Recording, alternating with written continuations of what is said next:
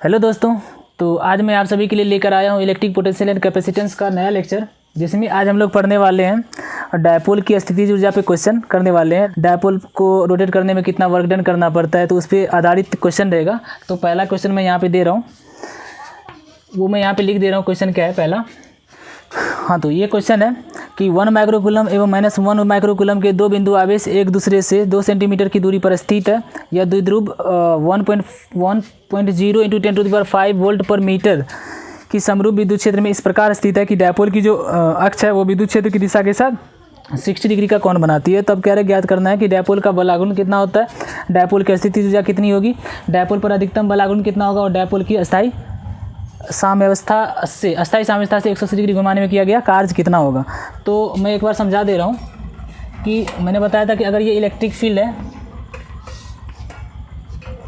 और इस electric field में अगर मान लो ये इलेक्ट्रिक फील्ड है और इस इलेक्ट्रिक फील्ड में अगर डायपोल को मान लो कि डायपोल को यहाँ पे रखा गया इसे -q और +q और इसके लेंथ 12 है, और हम मान लेते हैं कि ये जो इलेक्ट्रिक फील्ड है, इलेक्ट्रिक फील्ड में ये जो डायपोल की अक्ष है वो थीटा एंगल बना रहा है।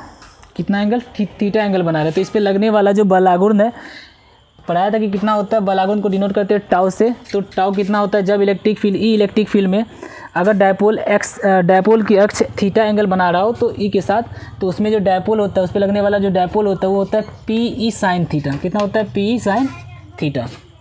बताते हैं बल आघूर्ण कितना होता है, डायपोल पर लगने वाला बल आघूर्ण होता है PE sin थीटा। और मैक्सिमम टॉर्क कब होता है? अच्छा बताओ, मैक्सिमम टॉर्क कब होगा? जब थीटा की वैल्यू कितनी हो जाए 90 डिग्री।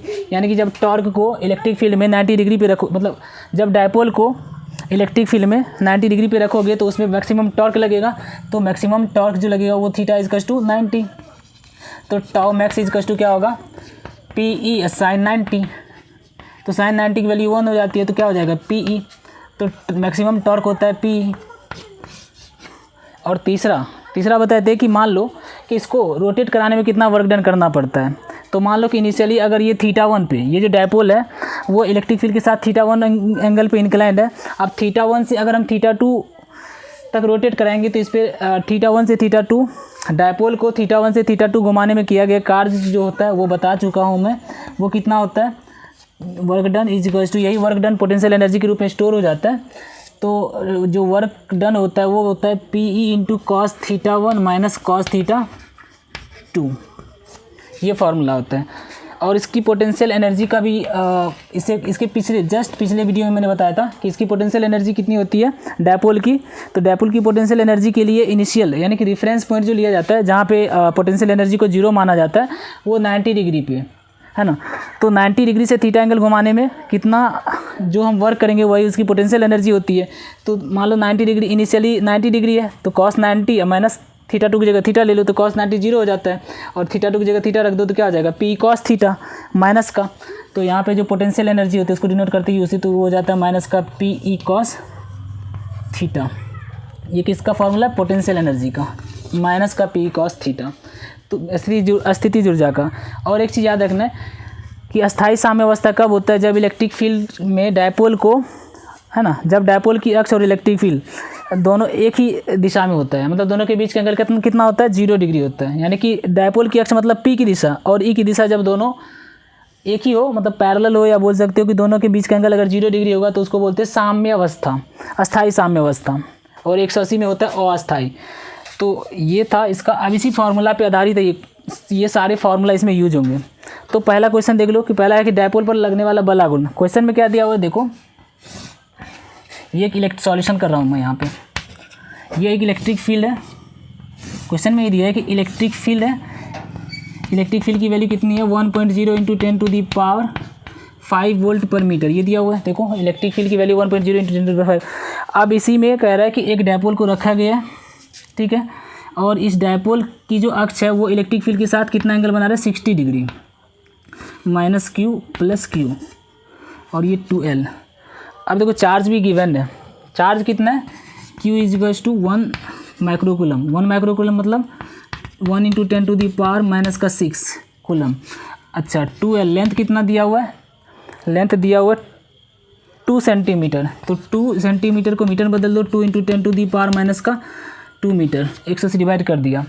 अच्छा तो यहाँ से P निकाल लो, बल आघूर्ण है ना, मतलब द्विध्रुव आघूर्ण बोलते हैं इसको। P है द्विध्रुव आघूर्ण, डायपोल मोमेंट।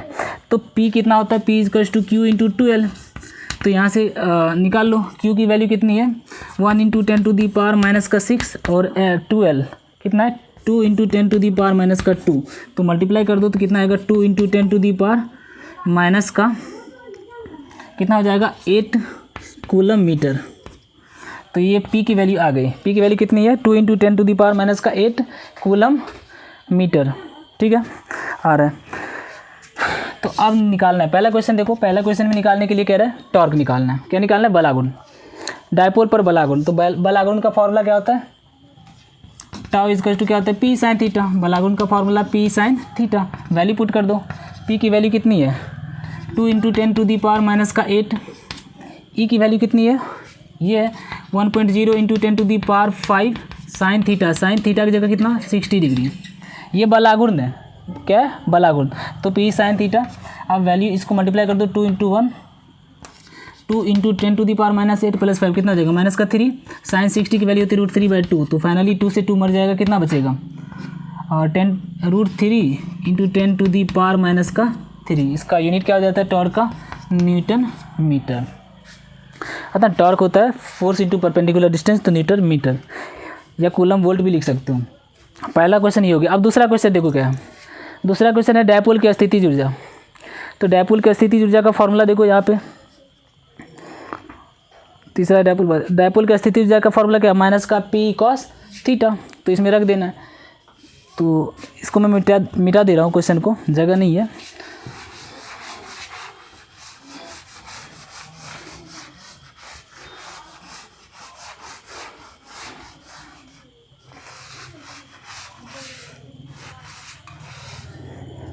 दूसरा क्वेश्चन है स्थितिज ऊर्जा डायपोल की।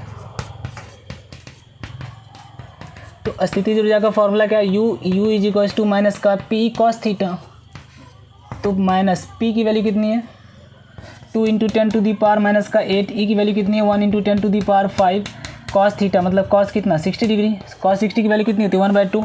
तो माइनस का 2 into 10 to the power minus का 3 इंटू 1/2। ये देखो 2 से 2 कैंसिल हो जाएगा, कितना हो जाएगा माइनस का 10 इंटू दी पावर माइनस का 3। एनर्जी है तो इसका मात्रा क्या हो जाएगा जूल। यही होगी answer. Formula direct formula based है। तीसरा नंबर का क्वेश्चन क्या है देखो। तीसरा नंबर में कि डायपोल पर अधिकतम बल आघूर्ण। तो मैक्सिमम टॉर्क जो होता है अधिकतम बल आघूर्ण कितना डिग्री पे 90 डिग्री पे। जब डायपोल की अक्ष इलेक्ट्रिक फील्ड में 90 डिग्री पे हो, अधिकतम बल आघूर्ण। तो टाउ मैक्स इक्वल टू क्या होगा PE साइन 90। PE साइन 90 की वैल्यू क्या होती है 1। तो डायरेक्ट वैल्यू पुट कर दो। तो वैल्यू कितना है, P की वैल्यू कितनी है 2 into 10 to the power minus का 8। E की वैल्यू कितनी है, E की वैल्यू 1 into 10 to the power 5। Sine 90 हो गया 1। तो कितना हो गया answer 2 into 10 to the power minus का 3। टॉर्क मैक्सिमम वही कूलम मीटर। तो तीसरा क्वेश्चन यही था। अब चौथा क्वेश्चन देखो क्या है कि चौथा क्वेश्चन में लिखा हुआ है कि डायपोल पर अधिकतम बल आघूर्ण। डायपोल को अस्थायी साम्यावस्था से 180 डिग्री घुमाने में किया गया कार्य। अस्थायी साम्यावस्था का मतलब क्या है, थीटा इनिशियली कितना है 0 डिग्री पे, 0 डिग्री से 180 डिग्री घुमाने में किया गया कार्य। तो यहाँ पे रख दो। कार्य का फॉर्मूला क्या है P cos थीटा 1 की जगह 0 डिग्री। इनिशियली 0 से कह रहे अस्थायी साम्यावस्था। अस्थायी साम्यावस्था कब होता है, जब 0 डिग्री होता है। तो 0 से थीटा एंगल घुमाने में यानी 180 डिग्री घुमाने में कितना वर्क करना पड़ेगा। तो वैल्यू रखना है बस।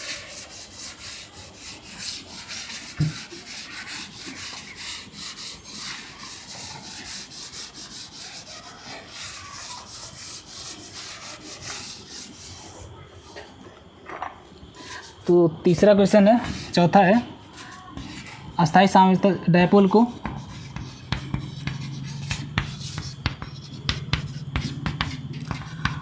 अस्थायी साम्यावस्था का मतलब theta 1 is equal to 0। Theta is equal to 0 degree. अस्थायी साम्यावस्था से 180 डिग्री घुमाने में किया गया कार्य।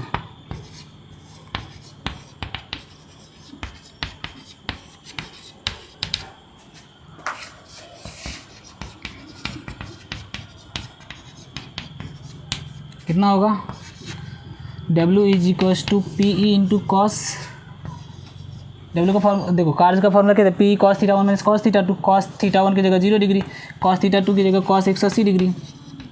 कितना हो जाएगा, पी की वैल्यू भी पुट कर दो, पी की वैल्यू कितनी है 2 × 10 टू दी पावर -8, ई की वैल्यू कितनी है 1 × 10 टू दी पावर 5, कॉस 0 क्या 1 -1, तो कितना हो गया 112, कॉस 180 की वैल्यू क्या होती है -1, तो माइनस माइनस प्लस, तो 112 हो गया, 2 2 जा 4, 4 × 10 टू दी पावर कितना हो जाएगा -3 जूल। यही हो गया आंसर।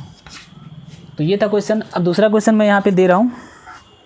तो ये रहा दूसरा क्वेश्चन। इसमें क्या रहा है कि देखो ये एक आवेश है, मतलब इतना आवेश दिया हुआ है 3 × 10 टू दी पावर -19 कूलम आवेश के दो आवेश एक दूसरे से कितना 2.4 एंगस्ट्रॉम की दूरी पर रखे हुए हैं और एक विद्युत द्विध्रुव का निर्माण कर रहा है। और कह रहा है यदि इसी डायपोल को 4 × 10 टू दी पावर 5 वोल्ट पर मीटर है ना वाले विद्युत क्षेत्र में अगर रख दिया जाए तो साम्य अवस्था में इसकी स्थिति ऊर्जा कितनी होगी। साम्य अवस्था का मतलब होता है U = माइनस का पी कॉस थीटा की वैल्यू 0 डिग्री। तो स्थिति ऊर्जा डायरेक्ट फार्मूला लगा देते हैं, डायरेक्ट सॉल्यूशन कर दो। बड़ा ही सिंपल है, U = क्या होता है माइनस का पी कॉस थीटा। साम्य अवस्था का मतलब हो गया थीटा क्या हो जाएगा 0, तो कितना होगा -PE कॉस 0 डिग्री, मतलब माइनस का PE। अब यहाँ पे क्या है देखो, P की वैल्यू क्या होती है Q × 2L, तो Q कितना है 3.2 × 10 टू दी पावर -19। लेंथ कितना है, लेंथ कितनी है 2.4 एंगस्ट्रॉम, 1 एंगस्ट्रॉम = कितना होता है 10 टू दी पावर -10 मीटर। तो यहाँ पे कितना होगा 2.4 × 10 टू दी पावर -10।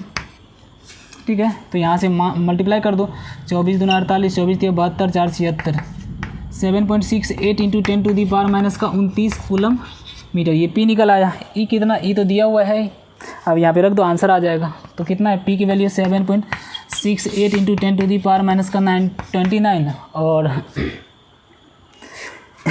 उसकी वैल्यू कितनी है, ई की वैल्यू कितनी है, ये 4 × 10 टू दी पावर 5 वोल्ट पर मीटर। और cos 0 तो हो गया, साम्य अवस्था में थीटा की वैल्यू क्या होती है 0 होती है।